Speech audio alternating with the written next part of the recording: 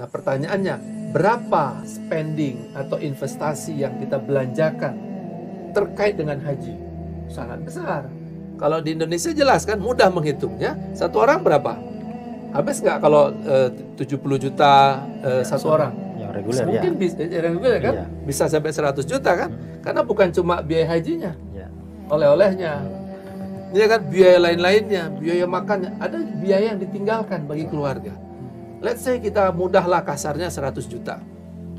Supaya mudah menghitungnya ini, ya kan, 100 juta kali 220 ribu jamaah, berapa? 22 triliun. Kan jelas, 22 triliun. Pertanyaan, berarti orang Indonesia berinvestasi 22 triliun setiap tahun. Itu baru hajinya, belum umroh. Ya kan? Kan gampang hitungnya. Nah, umroh rata-rata itu setahun itu bisa sampai 1,8 juta.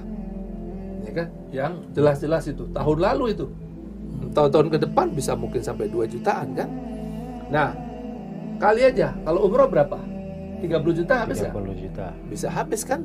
Ke ongkosnya aja udah 30 juta. Iya. Nah, tambah lain-lainnya 35. bisa lebih. Nah, kalikan 30 juta kali yang mudah nih, 2 juta berapa? 60 triliun. Kurangilah jadi 50 triliun. 50 tambah 20 berapa? 70 triliun. Setiap tahun uang dari Indonesia keluar untuk membiayai umroh dan haji. Pertanyaan, kalau itu spending, belanja, ya udah, ngapain kita pikirkan kembaliannya? Uang kita dapat peleseran kok. Uang kita dapat kenyamanan kok.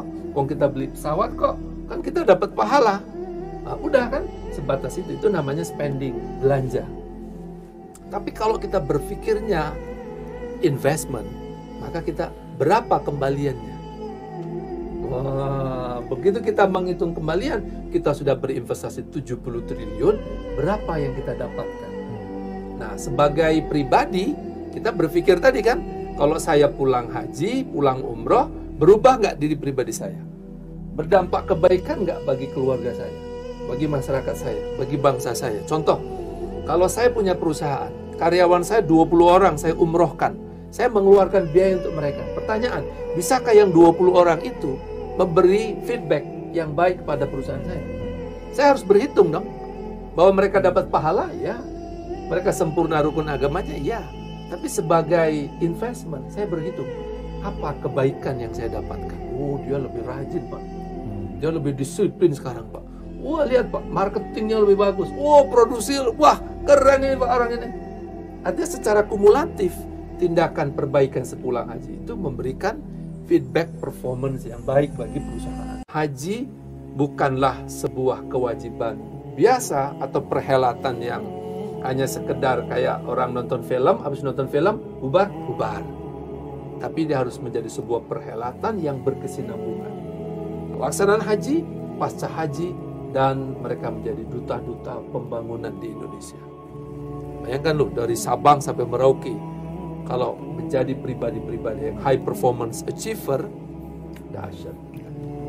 Di situ poinnya. Maka kembali ke pertanyaan awal tadi, bagaimana konteks haji dihubungkan dengan transformasi bangsa? Maka karena jumlah yang begitu besar, baik secara personal maupun jumlah ekonominya, maka seharusnya negara melihat haji sebagai sebuah transformasi bersama. Ayo, jadi presiden bisa mengajak, hai rakyatku yang sedang pergi haji, mari hasil haji kalian untuk membangun Indonesia. Hari ini kita begini keadaan negara kita, ekonomi kita begini, pendidikan kita begini, rakyat kita begini, kemiskinan begini, problematika begini. Ayo semua duta-duta Indonesia yang pergi haji, pergilah dengan semua bekal yang hebat kalian, pergilah dengan bekal ketakwaan kalian, pulang haji, mari kita wujudkan transformasi Indonesia. Kita menuju bangsa yang hebat. Kenapa? Pribadi-pribadinya hebat. Wah, saya berharap itu. Ya kan? Boleh nggak berharap gitu? Iya. Presiden pidato itu di depan publik yang mau berangkat haji. Nah, kita mohonlah pada Pak Prabowo supaya Pak Prabowo bisa berbicara di hadapan rakyat Indonesia yang pergi haji. Selamat jalan para hujaj.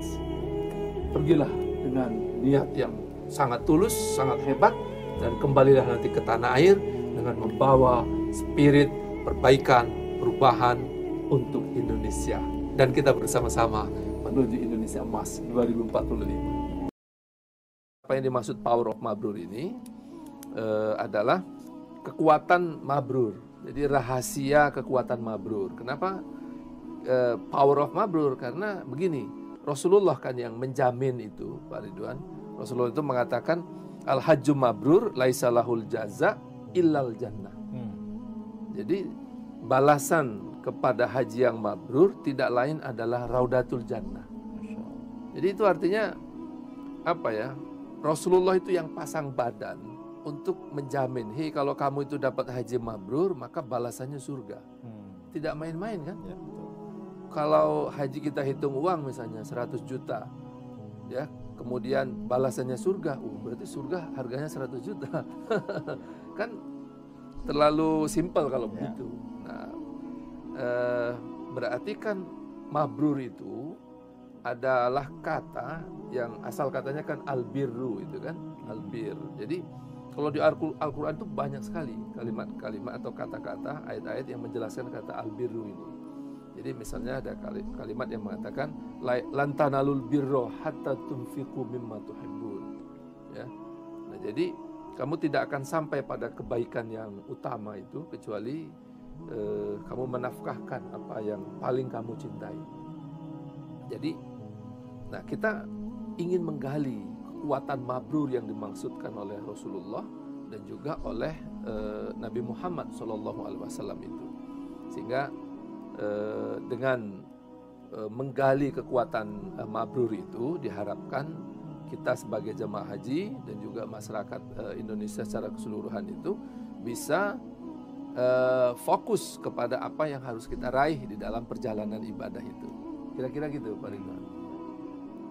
Nah, jadi power di situ maksudnya apa? Itu kekuatan rahasia. Jadi kan nggak mungkin ya haji itu hanya dilaksanakan hanya untuk hal-hal yang sifatnya misalnya untuk lihat gunung batu di sana, rekreasi, hanya untuk belanja, hanya untuk misalnya ini minum zam-zam, makan kurma, kan nggak mungkin.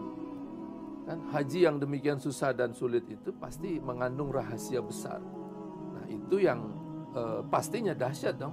Nah apa itu kedahsyatannya, apa kehebatannya? Jangan sampai haji yang begitu sulit dan berat kita laksanakan itu, tapi dampaknya tidak besar bagi kehidupan.